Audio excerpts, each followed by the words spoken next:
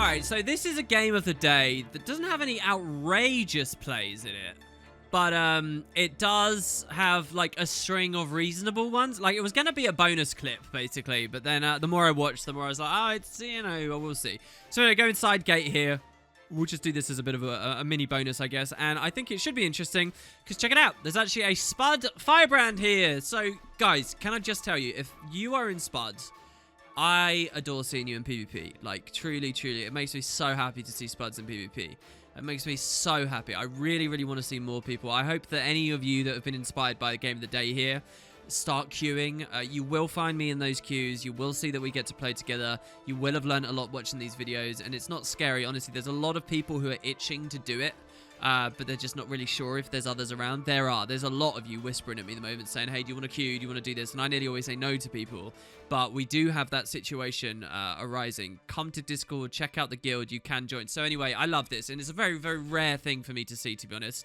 There we go. So we get Firebrand, who I actually already whispered after this game to talk about a little bit of how they were playing, and we'll see how it goes. So anyway, I've got a core guard with me here who hits my target.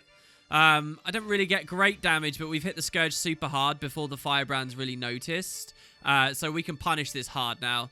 Get lots of cleave pressure. Sadly, they managed to res it very, very quickly. And that call to arms, the skill 5, has been up for a long time, which feels pretty bad. But that's okay. The Scourge came back towards me here, and we got a pretty good mid-fight here. I'm taking a Distort Stomp. This is a really important stomp, obviously, to rally my friend. So we need it as safe as possible. And unfortunately, they get cleaved out right at the end. So pretty cheesy. Here I come up here and I utilize Blink, which is a bad idea. I shouldn't utilize Blink. What I can do here is get some Phantasms up and then just start walking into all my mirrors that are down there. But I need to ramp some. And I don't really have many up, sadly. So can't do much. And now I'm obviously, now that we've lost with that rally, the team fight's over. So what you're watching I'm doing here is trying to leave. You don't want to just fight to the death. You want to realize when it's over and get out. So it's difficult, though. As you can see, there's a lot of players around. I'm going to try and walk back through all of them and jaunt and come on through, which is exactly what I do. So this is some pretty masterclass kiting around at mid, to be honest with you. Unless this guy gets me. Okay, he does get me. There are a couple of games where I do really, really, really well and just sustain at mid, even with 4 of them sleeping around. Warrior comes up as well. So it's not masterclass. I died. Funnily enough, there are some interesting spots near here, like on this post, which is marked on the marker pack, but I removed a couple. Yeah, I could have moved up there and saved myself from the steal. We'll get better at that as things are going forward. Anyway, yeah, and I was upset that I lost the rally race because I felt like the stomps happened exactly the same time on my screen. Anyway, my friend's down, so our only opportunity is to go to mid and help swing that, which we do. The Scourge is coming in, so we want to be really careful. We immediately turn into cleave. We get 15,000 damage on the body there. He rampages, unfortunately, though. And there's a double kill. So this is really bad because if he scores one of these kills, he might rally from that rampage. And that would be really bad. That would be 2 heavy engagements lost in a row. And indeed, that's what happens. He no longer is Vengeance. I think, I can't remember the percent chance. I kind of don't want to know the percent chance. If it's really low, it will just infuriate me. So he's going to start following me. So we're going to see what we can do with this. We push him into shield block. Then we see that he dodges out of shield block, which is awful. Never do that. So now he's 1 dodge and a shield block down for no reason at all. He's got the full counter bug, but then I see that there's another new full counter, which we instantly proc. We beautifully here force him to de-target with Illusory Ambush just before his rush, which sends him flying off. And I don't even think he can weapon swap to cancel cast it soon enough. So here I just hold my Phantasm, my clone, sorry. We keep generating. We watch him come in again, this time with the Bull's Rush, and we use the Scepter too. We pull away. Like, you'll see that off node, when this build can create gaps, it's really strong. I realize that I'm tethered, so I turn around and force very close to him. We forced a rampage here, but we've got triple distort mirrors that we can walk into. We just got to sustain through the rampage, force him to de-target again, straight into the Scepter 3. This isn't very good, to be honest. But, I mean, getting a kill's fine. And it looks like my allies managed to get a kill here as well. So that's excellent. Coming back towards mid now. We obviously want to win this fight. Everyone's a little bit low and it's a little bit scary though. So we're on the Scourge. Illusory Ambush takes me to a really awkward spot there. But we still get good damage because our other stuff's still around. which will be split surging at the same time, just not us. This guy goes down, and I go for the stomp because I can dodge. So there's the hammer, and we dodge in the stomp, thus rallying our allies. The enemy team is continuing to trickle in, but we've started to take the lead here, which is nice. My ally goes down again. We use illusory ambush, and something gets cancel cast there. I'm not sure exactly what or where. You're going to see some good pressure here. The last game of the day I made, I don't know which one it is you'll see here, but the last game of the day I made, I showed how low pressure this build can be. This time, it's a pretty good match for pressure. Anyway, here, a second ago, you saw I jaunted on top of my ally's body to stop the stomp. But it doesn't matter. He's going to die to the cleave anyway, and I'm massively outnumbered. I also have no way of jaunting over, so it's pretty bad. But we took a good mind rack and actually scored a kill there. But the timing was awful, because the second I got my kill, my Scourge dies. So, pretty unfortunate. And then what happened, I think, if I rewind just so that you guys can see a little bit closer here. We've got our mind rack kill, and this guy's downstate. So what I'm going to do is I'm going to cast Mirror Blade, and then Phantasmal Berserker. And here I'm casting the Phantasmal Berserker, but as they spawn, the invuln frame comes up. And you see that invulnerable there? That denies the creation of my Berserkers. That is a quarter of a second occurrence. And obviously we got baited by it. You wouldn't believe how often that happens. We bait a guy over the edge in an illusory ambush, back up to a target on the node, which puts us up here. I want to make a point here, though, that this could have looked really impressive, this place. So we jump down. Oh, no, it's a little bit. Let's go back a bit further. So the warrior follows me, because I can't jaunt up to the side because I don't have jaunt, right? So there's the invuln. If you watch, warrior follows me. I jump down, and right as he comes down, I press illusory ambush while still targeting the Scourge, which is going to pop us back up, almost guaranteed. Even crazier, it could have put us like right up on the sides and stuff into true safety. I love this skill, man. It's so good. Now we're playing defense right now. So and we lost the mid fight ages ago. I'm actually kiting pretty well here. So we've won sides because they're still pissing about with me. 4 players here, and I'm just wandering around over here. So I Mirror Blade to interrupt them and then jaunt up to the side. We take the hill. And we're just looking to reinforce our other nodes now. And I think it's more likely that they will go to close. So I go to close as well. To their close point. So I go to their close point. But then I realize I've got 2. And we're outnumbering it. So I come back up to mid. Because, hey, why not? And we'll see if they've just left someone alone here I can kill. Well, they left their Firebrand alone. So the Firebrand is the spud. This is a tricky situation for Firebrand because you hate to give up a node, especially if it's your only one. If you've seen my Firebrand game of the days, you should know this already, though. If you're alone against a DPS, you need to leave the DPS. You need to run away because the DPS, any reasonable DPS build will eventually kill you. They will grind you down. And especially here on this node at the keep, where I can jaunt around and go wherever I like, it's not going to be a good idea. So anyway, we get him really low on the opening burst. And we get him really low on the secondary burst as well. But he's sustained. So now he's in his F3 and we can go a little bit loose. We forced him to LOS. So this is good from him. LOSing, kind of. I mean, if he's gonna stay, then the LOSing is alright. My mage can cleave behind him. But that gives us neutralization. So now that I've neutralized, like, there is no value here anymore for him whatsoever. So this little turnaround where he comes back, you know, this is all leaving opportunity. I'm even getting pluses here. My guys died over on far. Not quite sure what happened. But this guy bailed out, I think, at least. So anyway, the Firebrand now is in leaving mode. My friend can full cap. And I'm just going to keep following the Firebrand. Now, the reason I'm doing this is because I don't want him to effectively pair off with the Scourge again. That's really where he should have been going a long time ago. He's realized and he's leaving, so this is good play. Sadly, he's only doing it, I think, because he got outnumbered. But I don't want him to... And when he does pair off with the Scourge, I want his mantras and his tome pages to still be used. Like, Firebrand's kind of a really cool idea for a support, just because it's got, like, those atrophy mechanics there. So anyway, he walks back to his allies, and I don't really get too much value out of it. But I can decap. And unfortunately, I mean, the situation this Firebrand is in a situation I often empathize with, which is you're playing Firebrand and you know what the rotation is somebody needs to do. Somebody on his team needs to come here and stop this decap. There were multiple players capable of doing it. None of them did. Did I steal the boss there, by the way? Let me rewatch this. No, I didn't steal the boss. The boss was already dead at this point. I was like, I don't remember doing that. So he knows, like, look, there were multiple players here. He knows.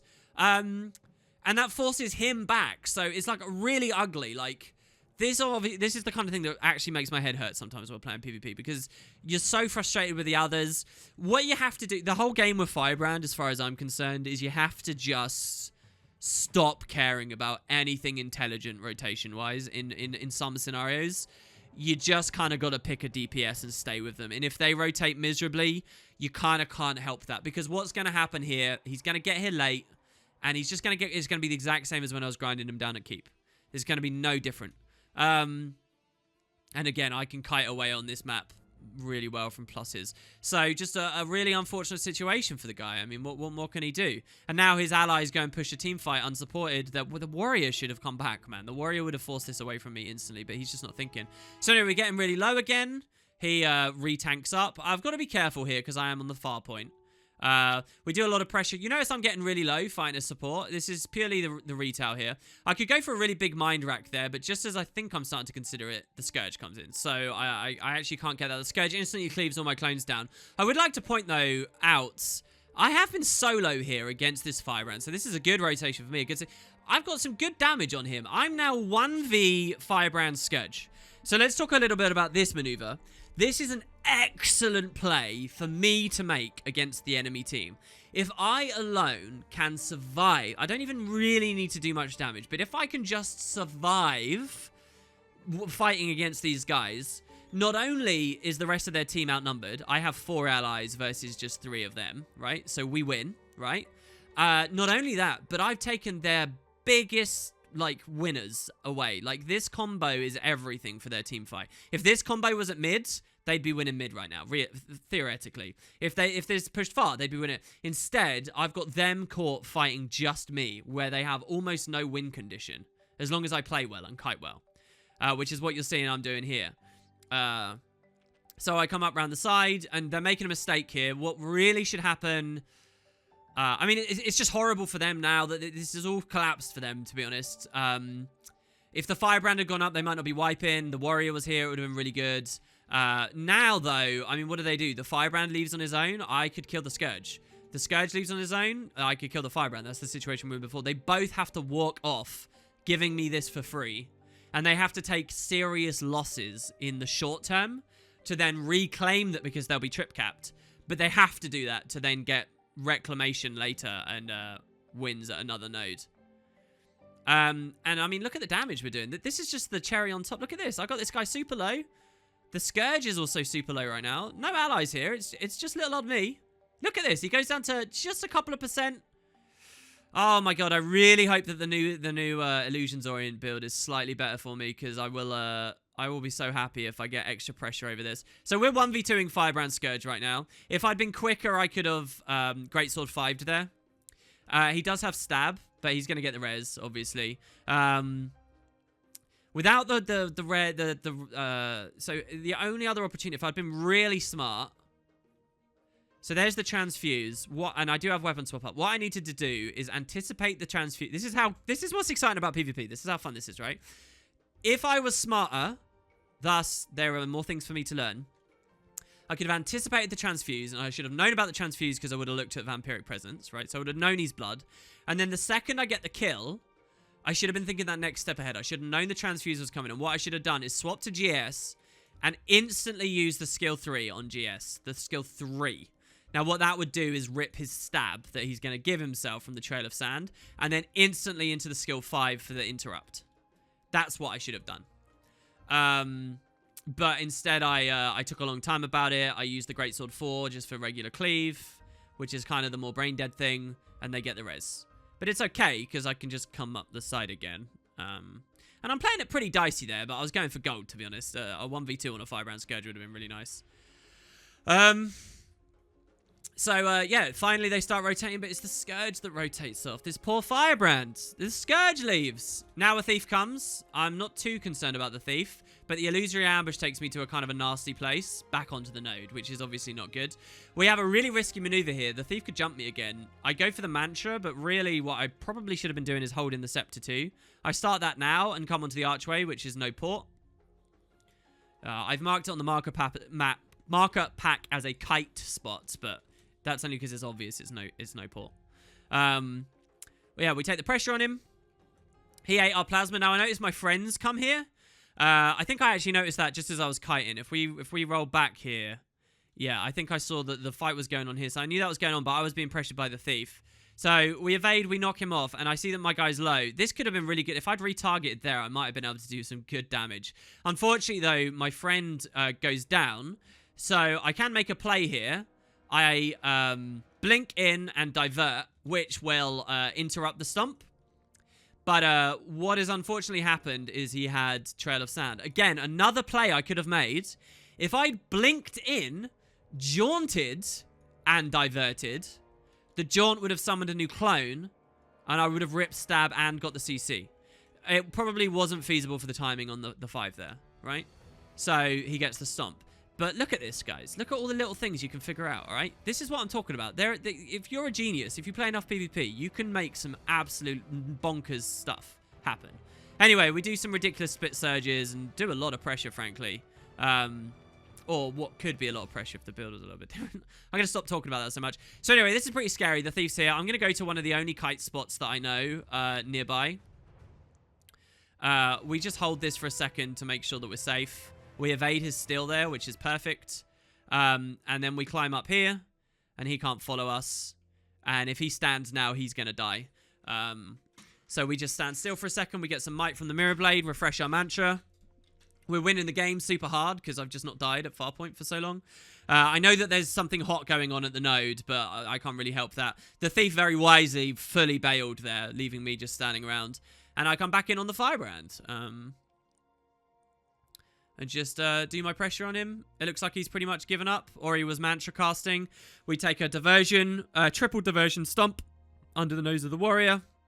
And yeah, now it's just our job to, if we can decap this while we're at it, it'll be amazing. But all we have to do is just fight this warrior now. So he full counters and I dodge it. I don't know whether I've shown that yet. I know I've talked about it, but here is 100% the situation. I'm going to evade here. Purely so. Oh wait, where is it? Oh wait, maybe it was earlier. Maybe I rewound. Anyway, that's what I think I was looking at there. And don't forget, this is the warrior that we got really good pressure on before, so I'm fairly confident I can kill him. There's a Firebrand on respawn incoming, so we're not going to play too crazy here. He full counters my my Scepter 2, which was silly. I should remember that doesn't work at this point. I've played enough of the build over the past 2 days. We get the kill, the Firebrand's here. I just go for the dodge, and a perfect dodge there. That dodged the hammer and the knockback of the shield at the same time. Not because I was good at the game, just luck, basically, that was. And with that kill, we get another 5 points, and I was just leaving because I was outnumbered. I mean, my guy was coming in, but... And so, yeah, there you go. Yeah, that's game of the day. We get top damage, top offense, and, I don't know, some really unfortunate stuff for the enemy team's rotations there that hopefully they can fix in the future. I hope you guys enjoyed, and I'll see you for another one next time.